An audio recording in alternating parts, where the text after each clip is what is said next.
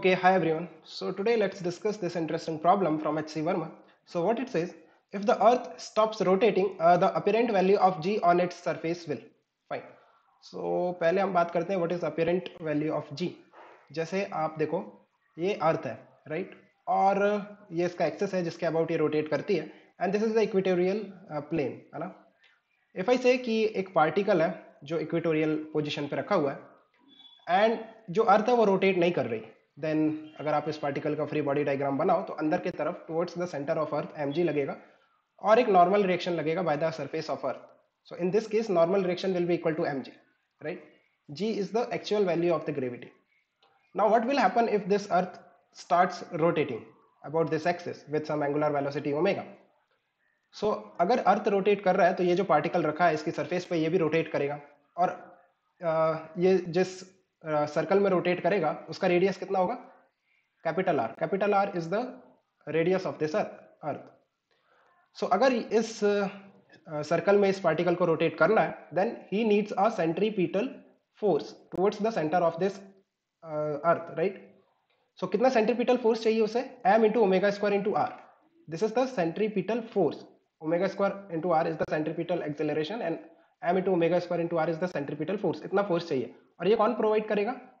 mg का एक component. अब देखो टुवर्ड्स द सेंटर जो फोर्स है mg, राइट, उसका एक fraction will provide him the necessary centripetal force to move in this circle.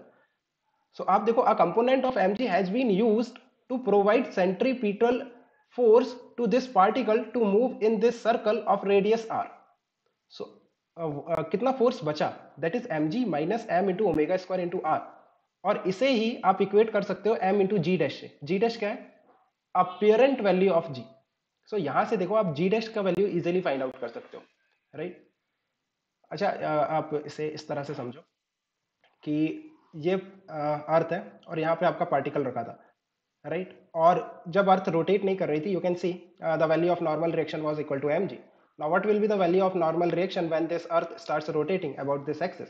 सो जब आप इसका फ्री बॉडी डायग्राम बनाओगे तो सेंटर की तरफ mg होगा और बाहर की तरफ नॉर्मल रिएक्शन होगा. अगर ये पार्टिकल इस सर्कल में रोटेट कर रहा है of radius r, then equation क्या होगी?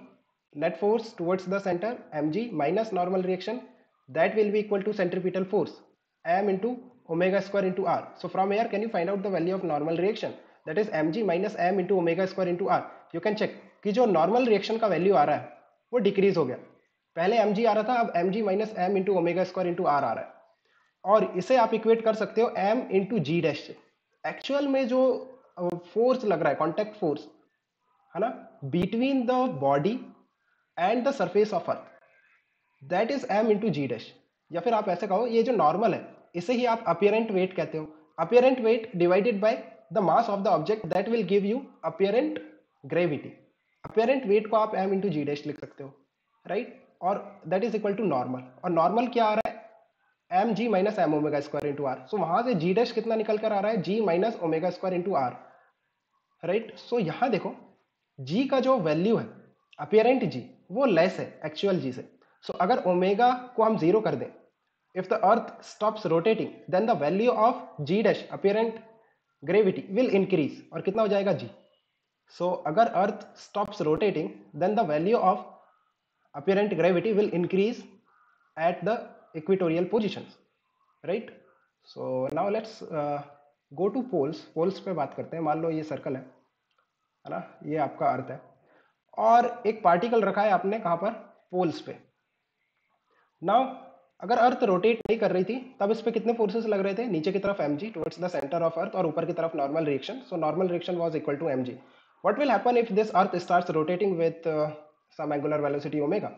तब क्या होगा? क्या ये जो पार्टिकल आपने रखा है ये रोटेट करेगा किसी सर्कल में? ऑफ कोर्स नहीं करेगा. आप देखो ये एक्सिस पे रखा हुआ है तो ये किसी सर्कल में रोटेट नहीं करेगा. या आप ऐसा कह लो जिस सर्कल में ये रोटेट करेगा उसका रेडियस जीरो है. सो इससे कोई सेंट्रीपिटल फोर्स नहीं चाहिए मूव करने के लिए. जब अर्थ रोटेट कर रही है स्टिल जो नॉर्मल रिएक्शन होगा वो m इंटू जी होगा और उसे आप m इंटू जी डैश लिखोगे तो g का वैल्यू पहले भी g डैश के बराबर था. g डैश का जो वैल्यू है पहले भी g के बराबर था और बाद में भी g के बराबर है. सो अगर if the earth stops rotating the value of apparent gravity will not change at the poles. So poles पे चेंज नहीं होगा. सो एक्चुअल में जो इसका आंसर है वो क्या है, डी। Increase at some places like equatorial place, है ना, and remain same at some places like poles. अब हम बात करते हैं कि कोई जनरल पोजीशन अगर हम कंसीडर करें तो वहां पे क्या सीन होगा। इस तरह से अगर आप अर्थ कंसीडर करते हो और किसी एंगल थीटा पे बात करते हो, मान लो इस तरह से ये इक्वेटोरियल पोजीशन है और यहाँ से किसी एंगल थीटा पे you want to draw the free body diagram of this object. So इस पे क्या क्या फोर्सेस दिखाओगे, एक तो directly towards the centre of earth mg लगेगा। और अब देखो ये जो पार्टिकल है अगर रोटेट कर रही है अर्थ, सो ये जो पार्टिकल रखा हुआ है ये एक सर्कल में रोटेट करेगा जिसका रेडियस क्या होगा, स्मॉल आर। इस सर्कल में रोटेट करेगा ये, राइट।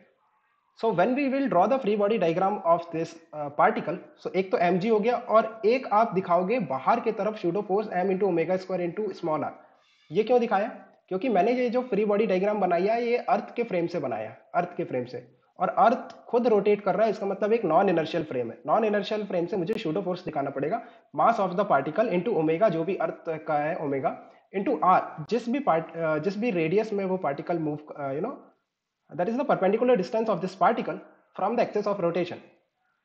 ओके, सो इस तरह से आपने फ्री बॉडी डायग्राम बनाया। अब मैं ये निकालना चाहता हूं कि कितना कांटेक्ट फोर्स लग रहा होगा या कितना फोर्स लग रहा होगा by the surface of earth on this body.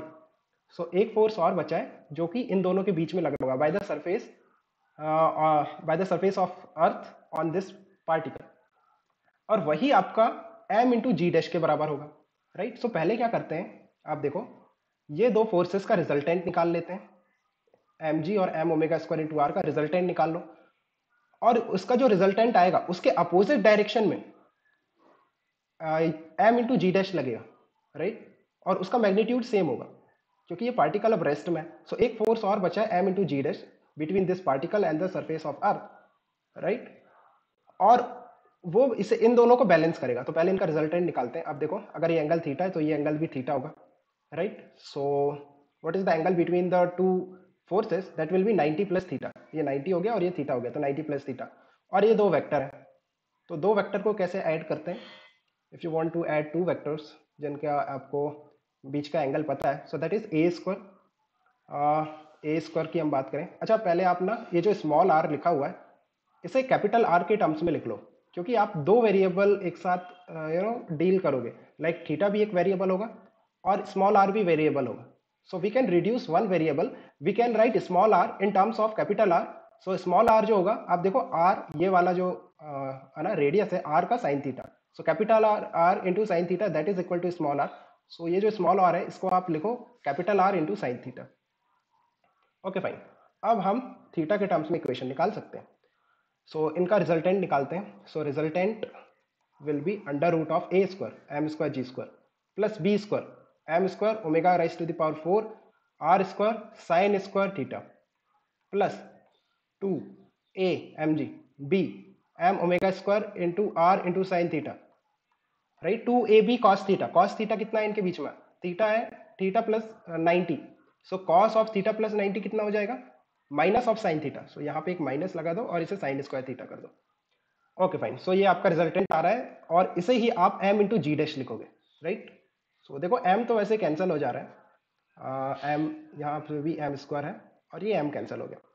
अब जो जी डैश निकल कर आ रहा है वो कितना आ रहा है, under root of G square plus यहाँ से कुछ कॉमन निकल रहा है क्या, ओमेगा स्क्वायर। देखो ओमेगा स्क्वायर है और r भी दोनों में है, so omega square into R common निकाल लेते हैं, साइन स्क्वायर थीटा भी है दोनों में। सो यहाँ पे कितना बचा, omega square into R minus 2 into G, ये बचा है।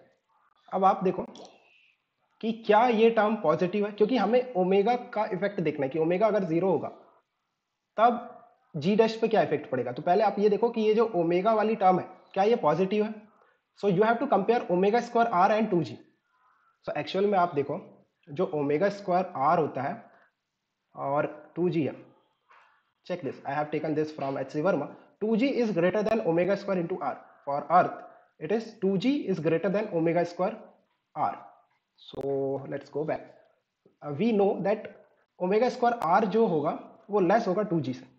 So आप इसको किस तरह से लिखो, g square minus omega square into R into sine square theta R 2g minus omega square into R, इस तरह से लिखो आप इसे, और इसका रूट।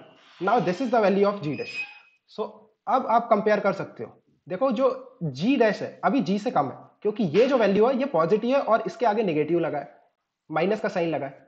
सो जी डैश अभी जी से कम है, और जब ओमेगा जीरो के बराबर हो जाएगा then G dash will become equal to G, मतलब जी डैश जो होगा वो इंक्रीज हो जाएगा। आई होप इट्स क्लियर है ना। Let me know if you have any doubt. I think you have understood. Fine, we can discuss further in the Telegram if you have any doubt, right? Okay, guys, keep working hard and best of luck for your exams. Bye.